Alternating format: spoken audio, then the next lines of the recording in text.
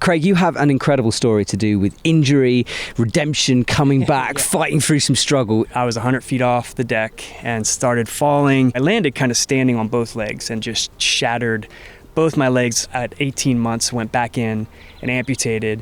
Really about 4 months after, I could put a shoe on because it's a prosthetic, so it goes right on. And then I was climbing again. We had an industrial designer he fashioned it after a mountain goat's foot. The new kind of climbing was, okay, now all of a sudden I can climb on these really tiny edges because these edge really, really well. You just realize like, okay, I can do that. Absolutely. But then the next day or that evening, your stump just kind of hurts. But I say that to my wife and she's like, well, my knees hurt. So there you go. So I think we all feel like something and you just kind of adjust to it a little bit differently.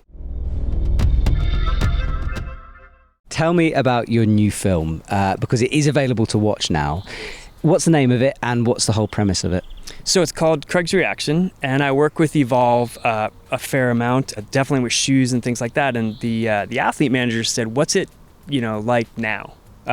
So you've built this whole thing around adaptive climbing. What does that look like? And so they came with us for about a year, 9 months, where Cam Mayer just kind of followed us. He lived with us basically, and we went all around the country filming me climbing with adaptive athletes, kind of varying degrees. A lot of veterans where if they've gone through heavy trauma, lost a limb, paralyzed, I'll introduce them to climbing and say, okay, so now you have this injury, I get it, and you can actually have this really fun, fulfilling life. And for me, having all the injuries that I have had, they can look at me and go, oh, okay, they'll usually have like one thing. So maybe they broke their back, maybe they broke their neck, maybe they lost a limb.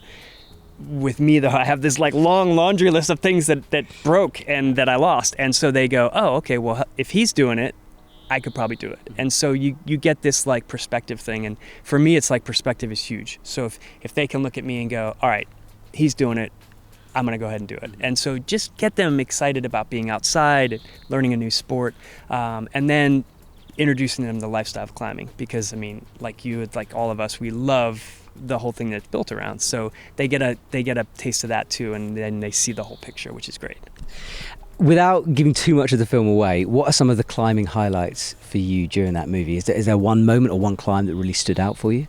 We were in 10 sleep for about 2 weeks, and we went up there just kind of like for the heck of the weather was good, and so ended up having this beautiful string of days where we were just kind of ticking these climbs off that I'd wanted to do all along. And Cam just kind of stayed with us, and he camped right next to our van. So every morning we'd get up, he'd be at the window and give him coffee, and then we were able to go up because it was during the week and it was probably early season, so there weren't a lot of people, and we could just any classic climb there you wanted to do, we could just walk up to and do it. And that's what we did. So we just kind of worked our way through the different areas. So that part has a special spot for me. And then we filmed right near my hometown. So I live in Loveland, Colorado, and it's right near Horsetooth Reservoir.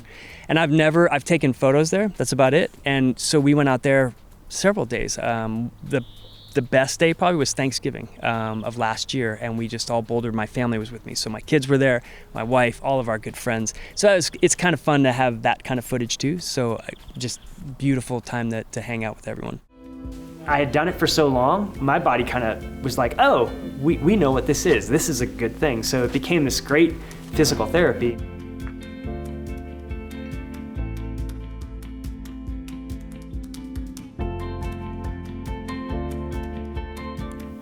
I did have a problem. When you told me the story at the beginning of this interview about how you did the injury, I kind of had a shiver a little bit. Like, as a climber, that moment, because it's completely out of your control, it's one of those moments where you just trust the person. Obviously, it wasn't their fault, but it's that moment where you're suddenly like, all right, it's up to you. Yep. Did it take you a while to mentally come back from the injury as well as physically and be able to climb again? Yeah, personally, my experience, the mental side of it is so much worse than the physical. Because the physical stuff, it heals, right? They put hardware in, they do whatever they're gonna do. That heals pretty quickly. 6 to 8 weeks, you're kind of doing your thing.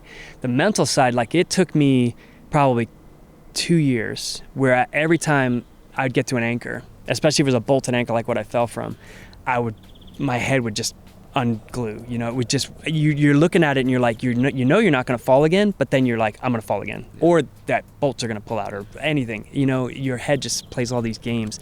And so I think once I got over that, then I could actually like push harder and see what I could do. But I think leading up to that, I was so and my big thing, I didn't want to get hurt again.